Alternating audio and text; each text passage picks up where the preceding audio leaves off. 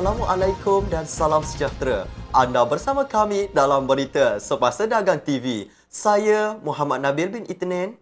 Dan saya Nur Rashid Faris bin Zulhisham. Berikut rangkuman aktiviti terkini yang berlangsung di kolej melibatkan pembangunan organisasi, akademik serta profesionalisme warga kerja.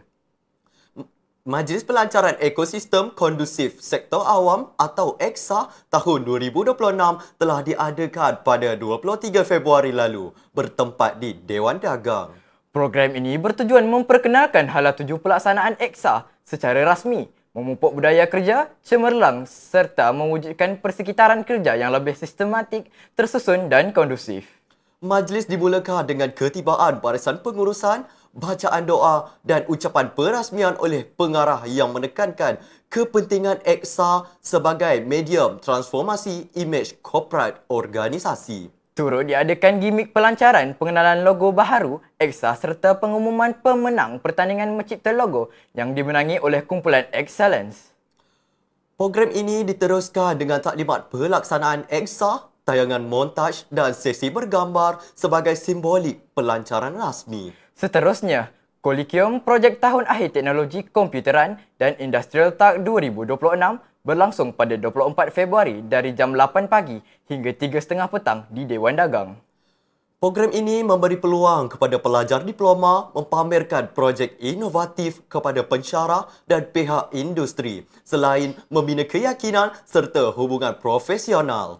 Slot Industrial Tak telah disampaikan oleh Ketua Pegawai Eksekutif Infinite Loop Media menerusi tajuk Future Trends in Digital Media dan Teknologi yang menyentuh perkembangan teknologi digital, penggunaan AI serta keperluan kemahiran masa depan. Sebanyak 14 kumpulan pelajar membentangkan projek masing-masing dengan bimbingan 8 pensyarah penyelia. Bagi keputusan pertandingan, tempat pertama dimenangi projek sistem tempahan menu makanan berasaskan kod QR, diikuti sistem Jom Review sebagai naib johan dan sistem e-dagang iPhone Wanted di tempat ketiga.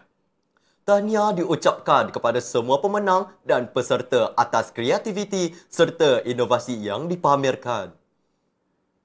Dalam usaha mempersiapkan pelajar ke alam industri, taklimat On The Job Training atau OJT kali kedua sesi 2026 telah diadakan pada 25 Februari di Dewan Dagang.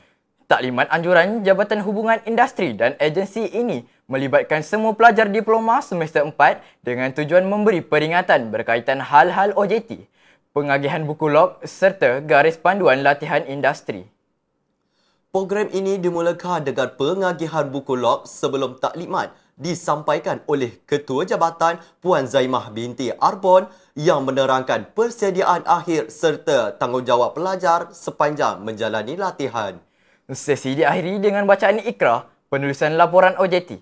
Taklimat ini membantu meningkatkan kefahaman serta kesediaan mental pelajar sebelum melangkah ke dunia pekerjaan sebenar.